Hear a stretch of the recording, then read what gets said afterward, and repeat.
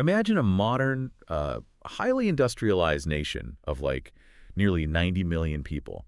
We're talking about a country that possesses just world-class engineering talent, sprawling urban megacities, and some of the largest oil and natural gas reserves on the entire planet. Yeah, a massive, massive amount of resources. Right. Now, imagine that entire nation with all of that immense human and natural capital has been trapped inside this sort of economic pressure cooker for decades. I mean, the global community has basically just bolted the lid completely shut. Bolted it shut and walked away, honestly. Exactly.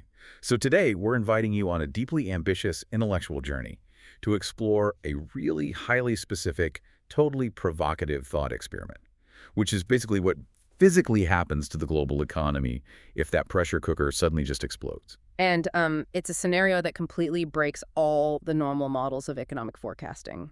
Because you're no longer measuring, standard market forces. You're trying to calculate the sheer physics of removing decades of political compression.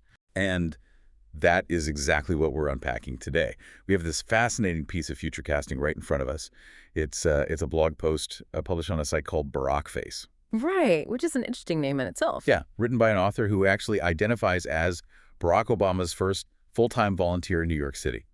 And the piece itself is actually dated April 9th, 2026. So the author lays out the exact mechanics of an economic big bang triggered by the sudden total collapse of the Iranian government and the, overnight vanishing of international sanctions. And look, because the source text deals with a really highly politically charged regime change scenario, we need to be crystal clear with you up front. We aren't here to take sides or, endorse the author's politics. Definitely. Or even try to predict the actual future of the Middle East. We are treating this text purely as a structural macroeconomic thought experiment. I mean, the mission here is to examine the what if and the how, to see exactly how global capital, trade routes, and domestic markets behave when an artificial vacuum is suddenly just filled. Right, we're just your guides through the mechanics of the author's theory here. Yeah. And the way the author sets up the initial trigger for this whole scenario is honestly terrifying in its suddenness. They place us right in April and May of 2026, describing this broad-based popular uprising. But they make a really crucial distinction, which is that this isn't a series of isolated protests over, say, the price of eggs or, local water shortages. The text envisions a systemic structural rupture. The historical context is super vital here, too, because in the past, the Iranian government has managed unrest by kind of compartmentalizing it. Oh, how so? Well, if the students protested, the working class might just stay home. If rural areas flared up, the urban middle class might remain pretty quiet. But the 2026 scenario envisions this compounding crisis. Grinding inflation, mass unemployment, extreme corruption fatigue, and just a total collapse in living standards. And that finally bridges those divides. So everyone is just fed up at the exact same time. Exactly. The text details a totally unified front.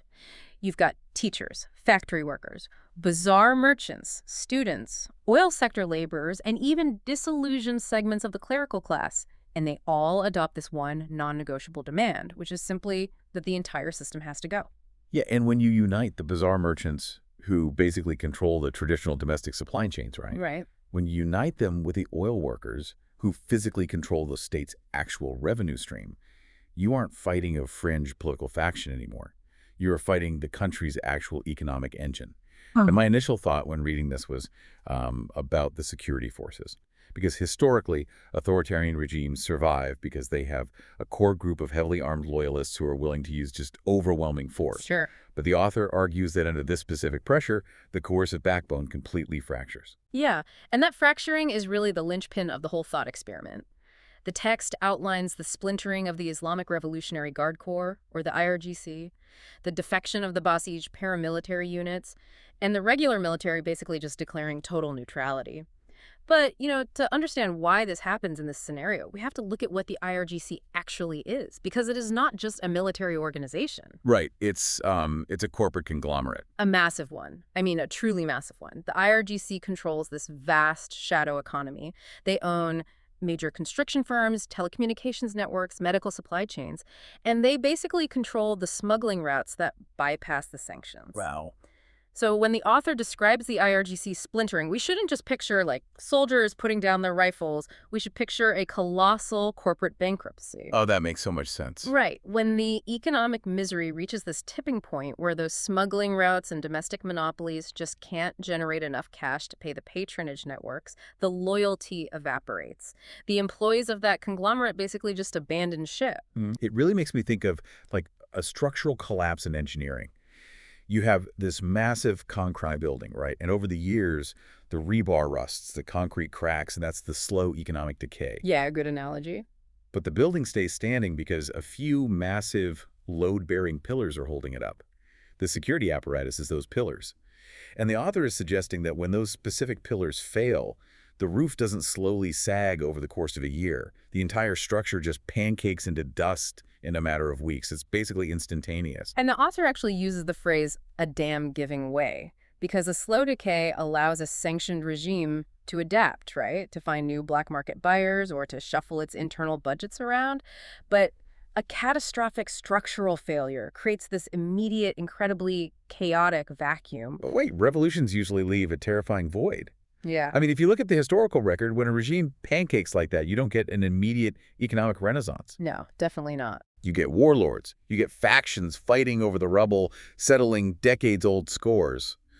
How does the source see the immediate aftermath functioning without descending into, a multi-year civil war? Well, the text asserts that the sheer speed of the collapse forces an almost immediate consolidation of a transitional democratic government. The author describes this as an uneasy but functional coalition. Uneasy is probably an understatement. Oh, for sure. But it brings together domestic reformists, technocrats who have been sidelined for years, the civic activists who actually led the street movements, and highly educated, diaspora-linked policy professionals who are flying back into the country. See, a coalition like that sounds incredibly fragile to me. I mean, you have street activists sitting at the exact same table as wealthy diaspora bankers. It is fragile, and to be fair, the author doesn't pretend otherwise. But the text argues they manage that fragility by aggressively pursuing legitimacy through sheer competence rather than ideology. Competence over ideology. Exactly. Their first acts aren't about settling deep religious debates or writing some massive new doctrine. Their first acts are scheduling credible, internationally monitored elections and simply proving they can keep the electricity on, the water flowing, and the ports open. And to keep those ports open, they make a massive 180-degree pivot in foreign policy. Yeah. The text states that this transitional government immediately seeks normalization with the West and with its regional neighbors in the Middle East. And they don't negotiate for months.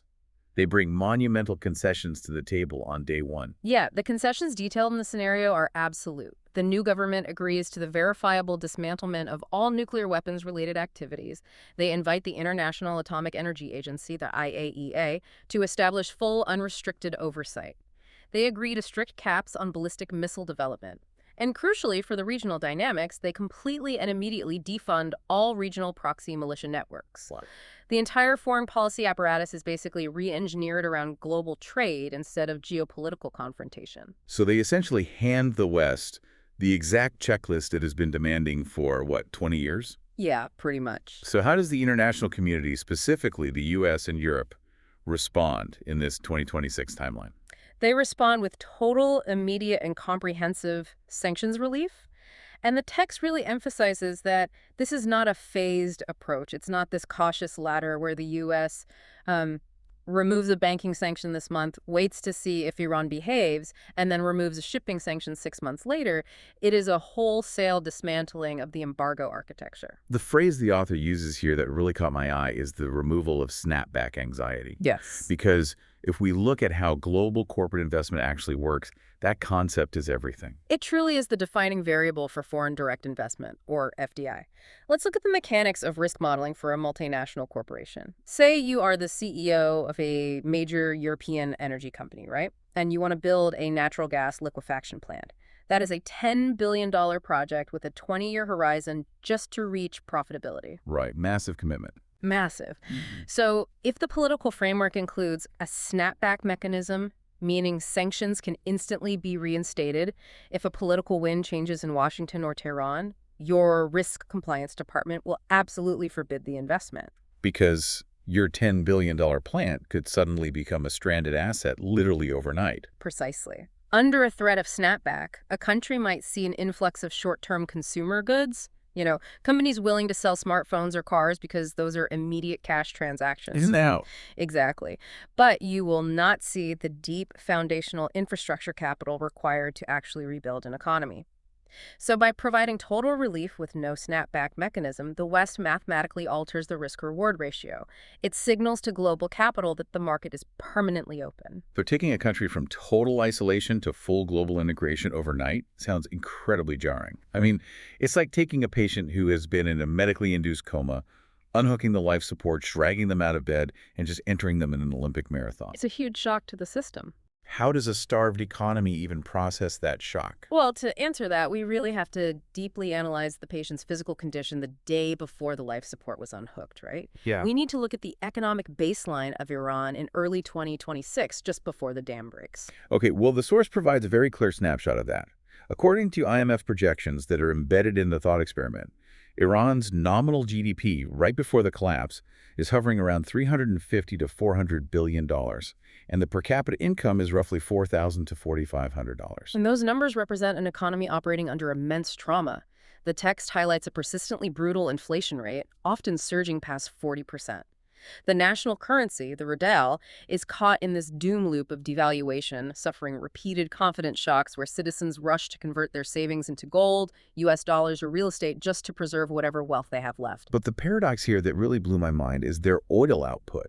Yeah. Because even while being totally economically strangled by basically the most complex sanctions regime in modern human history, they are still managing a $400 billion GDP. The text notes they're maintaining a production capacity near 3 million barrels a day, and they are successfully exporting roughly 1.5 million barrels a day. That's not a small economy. No, not at all. And the sheer logistical effort required to export 1.5 million barrels a day while locked out of the global banking system is just staggering. And the author focuses heavily on the mechanics of exactly how they do it, specifically the shadow fleets. Let's pull the curtain back on those shadow fleets because, honestly, it sounds like a spy thriller, but it's actually just raw, desperate macroeconomics. Yeah, it's pure logistics. How does a sanctioned barrel of oil actually get from an Iranian port to a buyer? It requires a massive, incredibly expensive parallel infrastructure so that the oil is pumped and loaded onto a tanker that is often sailing under a flag of convenience. Maybe it's registered in Panama or Liberia. Okay. And as the ship approaches international shipping lanes, it turns off its automatic identification system, or AIS, effectively going totally dark on global tracking software. Wow, so they are sailing blind in some of the most congested waterways in the world. Yes, and often at night. They sail to a designated rendezvous point, frequently in the waters near Southeast Asia, where they meet a second, often older, decaying tanker. Yeah. They connect these massive hoses and transfer the oil ship to ship Out in the open ocean. out in the ocean, and then that second tanker sails to its final destination, which overwhelmingly, according to the text, is to independent teapot refineries in China. These are private regional refineries that do not have any exposure to the U.S. financial system, so they simply don't care about U.S. Treasury sanctions. But doing all of this in the dark, with old ships, fake flags, and shady insurance, that cannot be cheap. The author introduces this concept of the risk premium haircut. And that haircut is brutal because the teapot refinery knows Iran has no other buyers, right? So they demand a massive discount, often $10 to $15 below the global market price per barrel. Then the middlemen who organize the ship-to-ship transfers, they take a cut. The operators of the shadow fleet charge exorbitant freight rates because of the severe legal risks. The opaque insurance providers demand massive premiums. By the time that barrel is finally sold, the amount of revenue that actually makes it back to the central bank in Tehran is just a fraction of what it should be. The amount of sovereign wealth being bled out to middlemen just to keep the lights on is catastrophic. But think about the flip side of that equation. Here's where it gets really interesting. Even while bleeding out billions to middlemen, even while taking a massive haircut on their only major export, they still have a $400 billion economy. That leads to the author's central metaphor here. the invisible glass ceiling. Right, because Iran is not a developing nation trying to build an industrial base from scratch. They already have massive domestic pharmaceutical factories, automotive assembly lines, steel mills, and a highly literate, deeply educated, urbanized population. They have this immense kinetic energy pushing upward, but they just keep slamming into the artificial political constraint of the sanctions. They aren't building a fire in the rain. They are a pressurized tank ready to blow. Which brings us to the actual ignition point. So the transitional government is in place. It's May 2026. The Western powers drop the sanctions completely. What is the physical sequence of events on day one? Well, the first and most immediate physical change happens on the water. The shadow fleets become obsolete literally overnight. The ship-to-ship transfers stop. The AIS transponders turn back on. Suddenly, Iran's national Iranian oil company can sell its crude openly to major global refiners in Europe, Japan, South Korea, and India. The risk premium haircut vanishes entirely. So just by bringing their existing 1.5 million barrels of exports out of the shadows and selling them at the open global market price, they instantly generate tens of billions of dollars in new annual revenue without having to pump a single extra drop of oil. Exactly. That is the baseline immediate shock.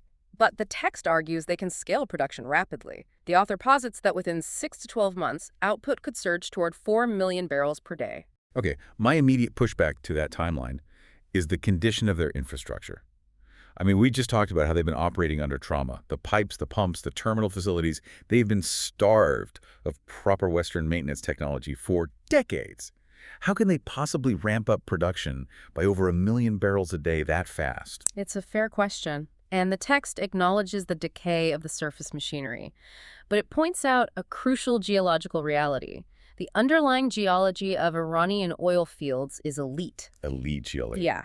These are some of the lowest cost, highest yield onshore fields in the entire world. They aren't trying to frack tight shale rock or drill in ultra-deep water. The oil naturally wants to flow. The bottleneck is purely technical. I see. So the moment sanctions drop, international oil service giants companies specializing in well optimization, pressure management, pipeline repair, they just rush in. They bring capital and cutting-edge extraction technology, and the production bottlenecks are cleared with astonishing speed. But oil is just the physical commodity, right? The real structural shock to the system is financial.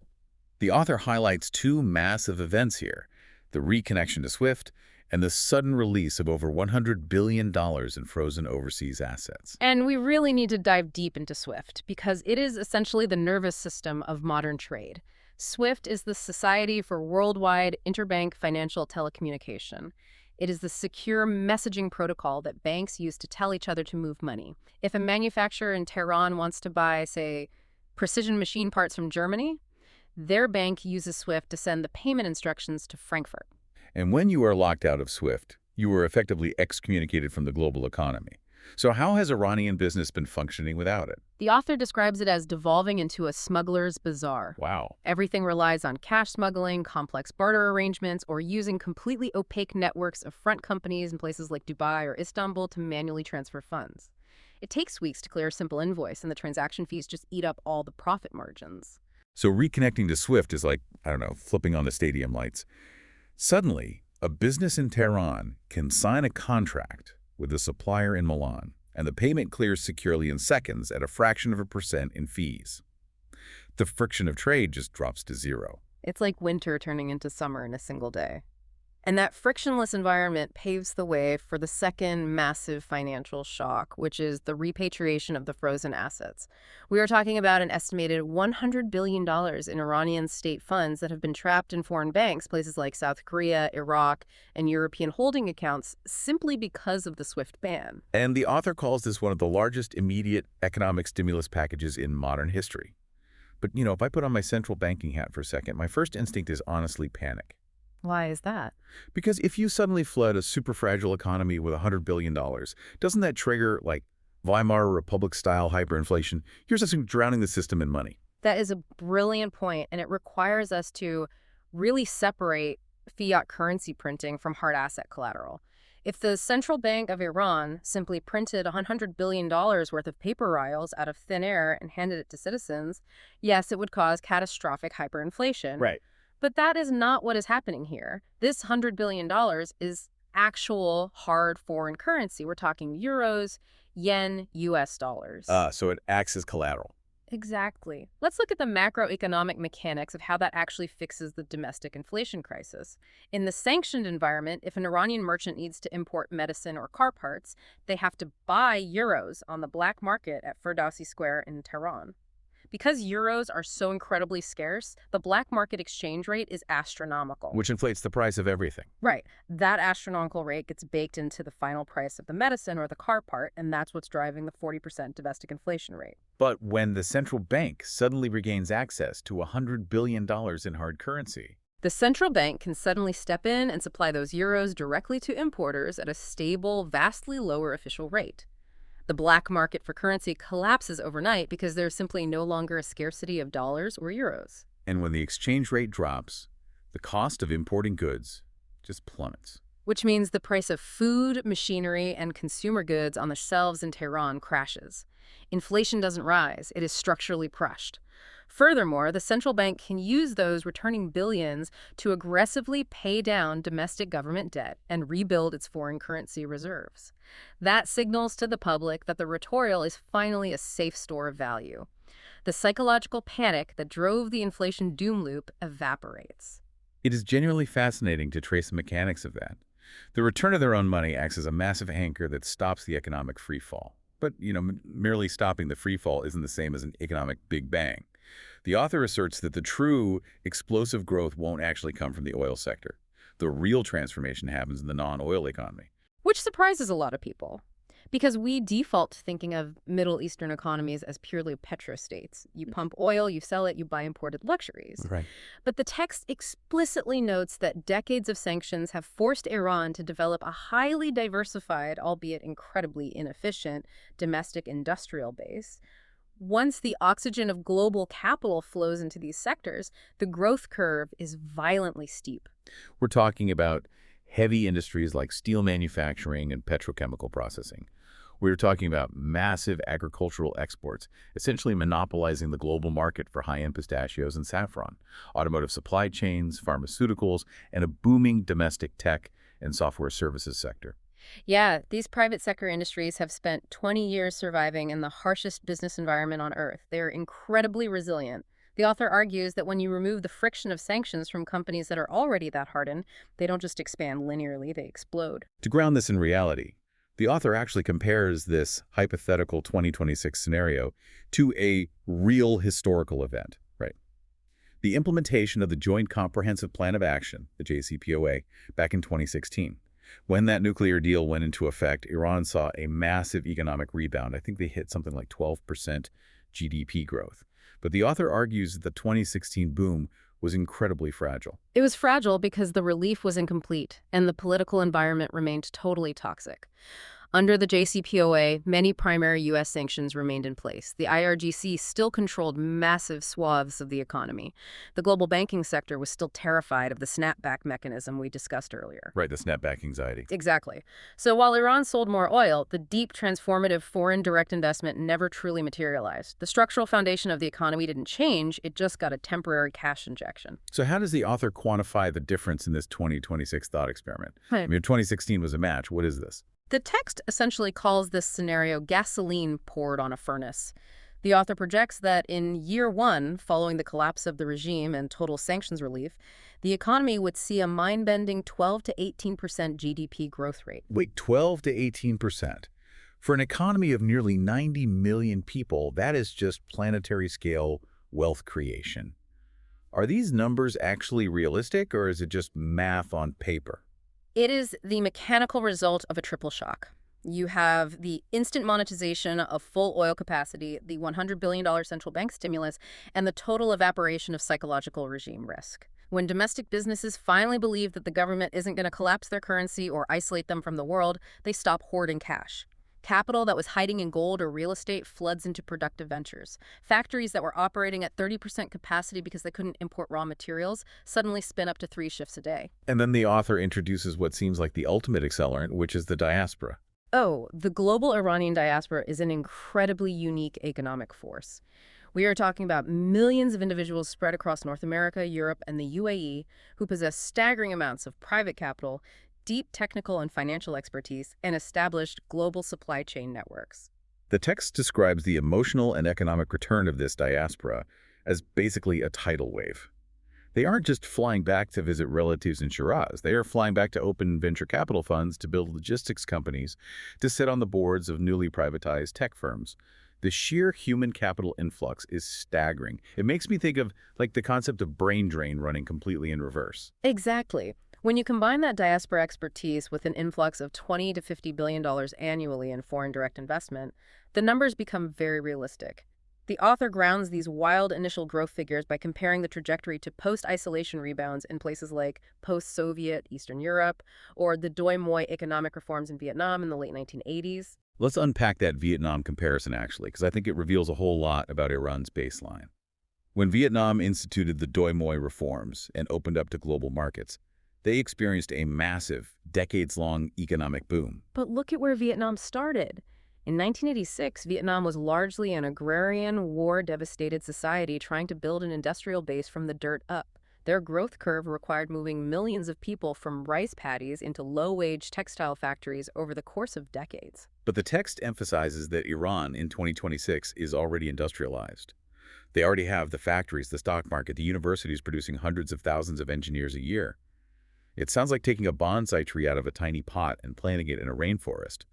Their growth curve isn't a slow agrarian transition. It is an instant plug-and-play integration into the highest levels of global supply chains. Which is exactly why the author projects that after the initial 12 to 18% shock, the economy stabilizes in years 2 through 4 at a blistering 7 to 10% growth rate. Eventually, 5+ years out, the nation matures into a sustainable 5 to 7% annual growth pattern. At that point, the economy has fundamentally transitioned. It is no longer an oil exporting machine. It is a diversified behemoth driven by logistics, manufacturing, and consumer services. Which brings us to the physical manifestation of all this wealth. Like, where does all this new capital actually go? That leads us right into the author's vision of this massive infrastructure frenzy, rebuilding a civilization. Because decades of sanctions have created a multi-hundred-billion-dollar backlog of deferred infrastructure maintenance and expansion. When the capital spigot finally opens, a nation the size of Iran instantly becomes one of the largest mega-project construction sites on planet Earth. And the text breaks this down by sector. Energy is the most obvious, obviously. You see the immediate re-entry of the supermajors, ExxonMobil, Shell, Total Energies, right alongside massive Asian state firms. But they aren't just drilling for crude oil. The text highlights the modernization of the South Pars gas field, which is, the largest natural gas field in the world, shared with Qatar. They begin building massive liquefied natural gas, or LNG, export terminals. And fascinatingly, they pour billions into renewable energy, really exploiting the massive solar and wind potential in the southern desert provinces. But while energy is the foundation, the transport and logistics sector is where the geographic destiny of the country is finally realized. I love the phrase the author uses here. Iran's location is destiny. Let's just visualize the map for a second. Iran is the natural, undeniable land bridge connecting the landlocked energy resources of Central Asia and the Caucasus to the open waters of the Persian Gulf and the Indian Ocean. It is literally the geographic bridge between Europe, Turkey, and South Asia. And for 40 years, global shipping, rail lines, and energy pipelines have had to artificially route around Iran. It has been a massive black hole in the middle of the Eurasian landmass. It is literally like having a giant boulder sitting in the middle of a 10-lane superhighway. The entire supply chain of the hemisphere has been forced to take a dirt detour around it. The moment the sanctions drop, the boulder is removed. The text envisions a logistical gold rush. We are talking about the construction of transnational freight corridors, the modernization of highway systems, and a flagship high-speed rail network acting as an economic spine connecting the capital of Tehran down through the industrial hubs of Isfahan and all the way to the religious and commercial center of Mashhad. And on the coast, the author specifically highlights the deepwater development of Chabahar Port. Situated right on the Gulf of Oman, bypassing the congested Strait of Hormuz, the text argues Chabahar becomes far more than just a strategic maritime asset. It morphs into Iran's version of a Dubai-style commercial gateway, essentially connecting Indian capital directly to Central Asian markets. And alongside all the physical concrete and steel, there is an equally massive digital rebuild. The text points out that Iran already has a deeply entrenched tech culture. Because they were cut off from Western software, they had to build their own closed-loop tech ecosystem. They have their own versions of Amazon, Uber, and YouTube. The author describes it as a uniquely Persian engineering culture. They have basically been forced to be incredibly innovative under severe constraint. And when you suddenly plug that isolated ingenuity into global capital and open cloud computing partnerships, the expansion is staggering. The text predicts the rapid rollout of national 5G networks, massive fiber broadband infrastructure, a total modernization of the fintech sector, and Tehran emerging as a dominant regional AI and software hub. The author paints a picture of Tehran becoming a hybrid, like the commercial scale of Istanbul, mixed with the engineering density of Bangalore. And we haven't even touched on tourism yet. Right. Tourism is perhaps the most emotionally resonant part of the author's infrastructure vision. The text refers to Iran as one of the world's most underexploited tourism destinations. Because it isn't just about building, beach resorts. Iran contains millennia of unbroken history. Cities like Isfahan, with its stunning Islamic architecture, the ancient ruins of Persepolis, the poetry-steeped gardens of Shiraz, the desert architecture of Yazd. These are world-class cultural and civilizational assets. The author notes that a post-sanctions Iran finally begins monetizing its civilization, and bringing in millions of international tourists requires an entirely separate layer of infrastructure. Hundreds of new luxury and business hotels, the total modernization of civil aviation fleets, and massive upgrades to international airports. Okay, so what does this all mean for the average person living there? Because the scale of what we are talking about here, high-speed rail, deep-water ports, AI hubs, global tourism mega projects, it naturally invites some deep skepticism. How do you govern this? We're talking about a country that, in the baseline scenario, was struggling to provide basic subsidized bread.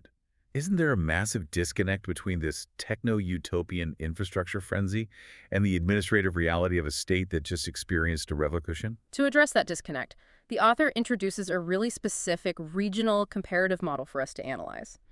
The text claims that, in terms of economic structure, Iran could converge toward a UAE-like outcome. The United Arab Emirates, meaning oil-funded rapid modernization, extreme diversification away from crude, and total integration into global financial markets. Yes.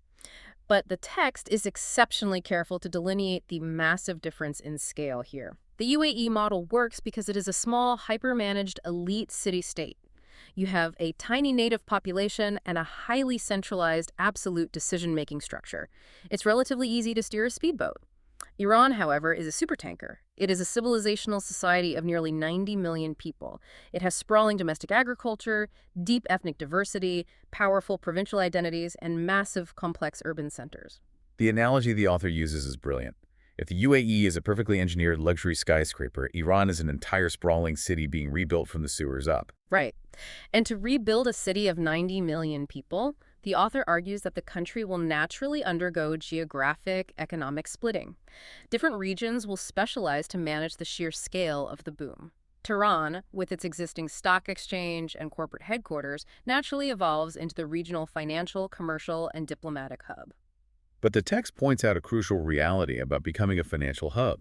You can build the tallest glass towers in the world, but if the foundation is rotten, capital won't stay. To actually rival Dubai or Frankfurt, Tehran needs to engage in deep, boring, bureaucratic institutional work. Exactly. Global capital requires predictable property rights. It requires transparent, audited, regulatory frameworks. Most importantly, it requires fully independent courts where a foreign investor knows they can win a contract dispute against a domestic company without any political interference. That institutional scaffolding is the true test of the transitional government.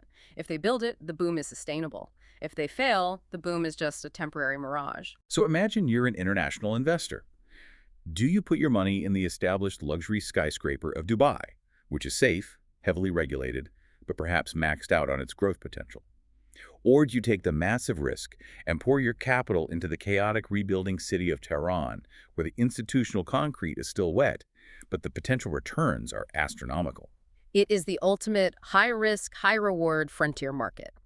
And while Tehran handles the finance and the white-collar boom, the text predicts that southern Iran provinces like Khuzestan, Bushehr, and Hormozgan, which sit right on the Persian Gulf and hold the energy wealth, become the Gulf's ultimate industrial heartland. Heavy manufacturing, petrochemicals, and maritime logistics concentrate all along the coast. And this structural shift wouldn't just change Iran, it would force a complete rewiring of the entire Middle East.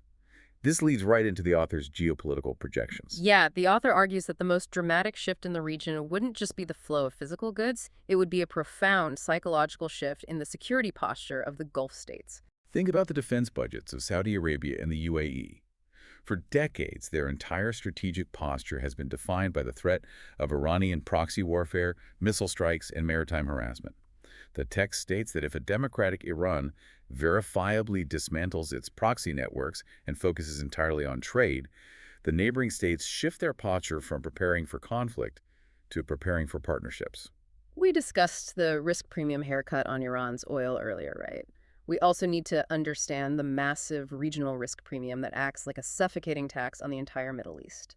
The constant threat of war, the drone strikes on Saudi oil facilities, the mining of oil tankers in the Strait of Hormuz, all of this forces insurance underwriters to charge astronomical rates for commercial shipping and industrial projects across the entire region. It is essentially a mafia protection tax placed on global trade. But if Iran pivots, the mafia disappears. The tax vanishes. The author says the Persian Gulf transforms from a militarized standoff zone into a shared commercial freeway, basically an economic condominium. The text makes a direct comparison to the Strait of Malacca in Asia. The Malacca Strait is one of the most vital commercial arteries on the planet, but it is defined by multinational trade cooperation, not daily military tension. The author envisions a Persian Gulf defined by cross-border joint ventures, Saudi capital flowing into Iranian tech startups, Iranian natural gas powering, UAE desalination plants, jointly managed regional rail connectivity, and integrated aviation hubs. It's like turning a militarized, demilitarized zone into a massive, open-air corporate merger. It fundamentally increases the profit margins of every single nation in the region. But what does this structural shift mean for the individual Iranian citizen? Well, the author projects a staggering per capita leap. We established the baseline per capita income at roughly $4,000. Within a decade, the text predicts this rising to $10,000 or even $15,000. Which means the creation of a massive, consumer-driven middle class. Exactly. When 90 million people suddenly experience a tripling of their disposable income, the multiplier effects across the domestic economy are profound. You see an explosion in rapid housing demand, completely reshaping the urban landscape. You see the massive expansion of modern retail logistics, grocery chains, and consumer goods. You see an insatiable demand for private education and modern healthcare services. The text summarizes this transition with a really brilliant phrase. It says Iran transitions from being merely a producer of oil to a producer of markets. They aren't just an extraction colony anymore. They become an engine of consumption. But, you know, all of this projection, the high-speed rail, the surging middle class, the regional piece, it relies on an incredibly optimistic set of assumptions. Right. It assumes the internal politics function smoothly. It assumes foreign investors are permanently reassured. And it assumes neighboring countries actually want to deal with a powerful, economically dominant Iran. This sounds incredibly optimistic. It assumes every neighboring country actually wants a powerful Iran. Which brings us to the necessary reality check of this entire deep dive, because the author is not naive. They dedicate a significant portion of the thought experiment to outlining the severe risks that could shatter this entire scenario. Let's look at the dark side of the crystal ball here. Yes, the text explicitly outlines 4 massive structural risks that could derail the economic Big Bang and plunge the country right back into chaos. Risk number 1 is transitional instability. Because revolutions, no matter how broadly supported in the streets, inherently create profound power vacuums.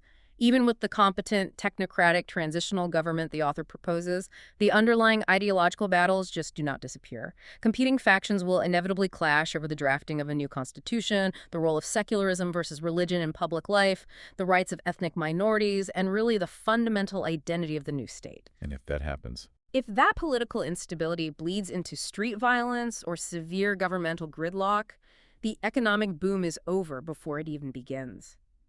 As we've established, global capital is a coward.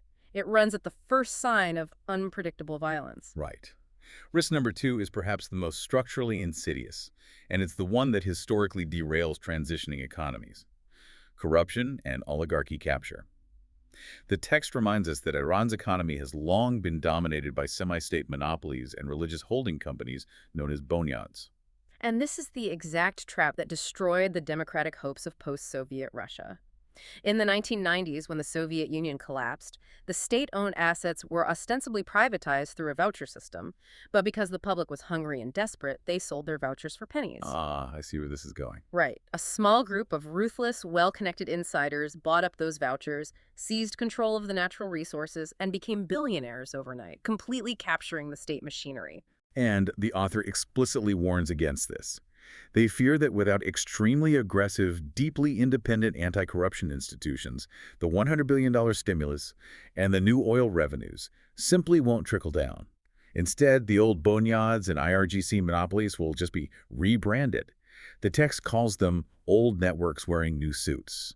The same corrupt managers will simply adapt to the new capitalist system and hoard all the wealth. And if the wealth is hoarded by a new oligarchy, it directly triggers risk number 3, which is populist pressure. Revolutions are notoriously messy. Look at history.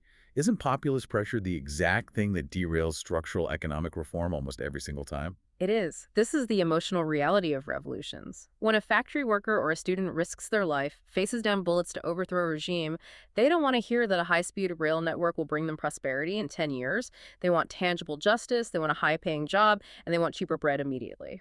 But structural economic reform, the transition from a heavily subsidized, state-controlled market to a competitive, open global market is incredibly painful. Inefficient factories actually have to close.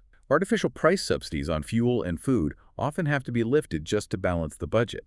And that creates a brutal short-term spike in the cost of living for the working class. And the speed of the economic Big Bang creates these sky-high, almost messianic expectations among the public. If the oxygen of global capital rushes in but only fills the lungs of the elites in North Tehran, the public patience will completely fracture.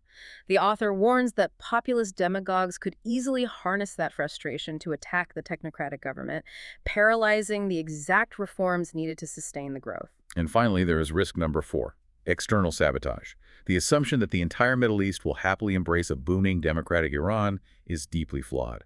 The text points out that regional rivals, hardline ideological remnants, or external authoritarian regimes might actively attempt to destabilize the new government. Because for authoritarian regimes, pure economic profit is always secondary to political survival. But wait, if we just establish that the regional risk premium vanishes and everyone's profit margins go up, why would neighboring states actively sabotage an Iranian economic boom? The author introduces the profound danger of contagious examples. If an authoritarian regime next door, whether in the Gulf, in Central Asia, or further abroad, watches 90 million Iranians successfully overthrow a dictator, secure total sanctions relief, and experience a massive democratic economic renaissance, well, that is the most terrifying thing a dictator can witness. The author's phrasing is haunting here. They note that authoritarian regimes fear contagious examples far more than they fear ballistic missiles. A booming, free Iran proves to the domestic populations of every neighboring autocracy that the system can actually be beaten and that prosperity lies on the other side of revolution. That makes the new Iranian state an existential threat to the narrative of every dictator in the region. Precisely. The incentive for those external actors to fund opposition groups, sponsor terrorism, or manipulate currency markets to ensure the Iranian democratic experiment fails is incredibly high. So these 4 risks, the political instability of the transition, the capture of wealth by a new oligarchy, the explosive impatience of populist pressure, and the deliberate sabotage by external autocrats, act as the massive counterweights to the author's entire thought experiment. They are the friction that could permanently seize the engine of the economic ignition.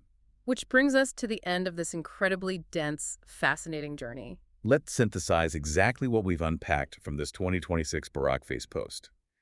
We began by examining a hypothetical systemic rupture, where a broad coalition of the Iranian public triggers the sudden structural collapse of the regime, the dam giving way. And that collapse paves the way for a technocratic transitional government that makes a radical, permanent pivot in foreign policy, fully verifiable by international monitors, resulting in total, comprehensive sanctions relief with zero fear of snapback from the West. We traced the sheer mechanical force of the immediate shock, the end of the shadow fleets, the instant monetization of elite oil geology, the reconnection of the banking system to SWIFT, and the $100 billion hard currency stimulus that crushes the black market inflation. We visualized the ignition of the non-oil industrial base, supercharged by the return of diaspora capital and massive foreign direct investment. We explored the civilizational infrastructure boom, detailing exactly how Iran's geographic destiny transforms it into a Eurasian logistics hub, and how the UAE model of rapid, oil-funded diversification scales to a massive nation of 90 million people, complete with high-speed rail and tech capitals. And we looked at the macro geopolitical shift, the evaporation of the Middle Eastern risk premium, turning the Persian Gulf into a shared commercial freeway and creating a booming, consumption-driven Iranian middle class, while obviously sobering ourselves with the severe structural risks of corruption, populist anger, and external sabotage that constantly threaten to derail the entire process. So, after dissecting all the mechanics of this thought experiment, what is the ultimate takeaway for you, the listener? Whether you analyze global macroeconomics, study regional security architectures, or simply want to understand the physical laws of how capital flows into a vacuum, this text demonstrates a really profound truth. It shows that artificial political constraints often suppress immense human and economic potential. When you take a highly educated, resource-dense, historically rich population and suddenly remove the artificial ceiling above them, the result is an unprecedented economic event. The author's central thesis really stands. An unsealed Iran wouldn't just whisper its return to the global stage, it would roar. It would roar. And I want to leave you, the listener, with one final unmentioned concept to mull over on your own. The text notes that authoritarian regimes fear contagious examples more than missiles, right? So follow that logic to its absolute conclusion.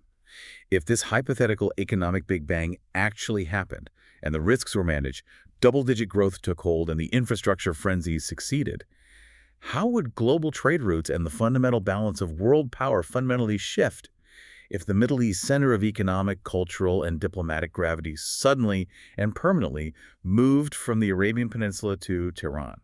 Would the global superpowers, the US, China, Russia, even be prepared to deal with the reality of an Iranian economic superpower? It is a question that completely rewrites the geopolitical map of the 21st century. It really does. Thank you so much for taking this massive deep dive into the source material with us today. It has been an incredible intellectual journey unpacking this complex machinery with you. Until next time, keep looking beyond the surface, keep questioning the economic models, and keep searching for what is hiding in the muddy waters.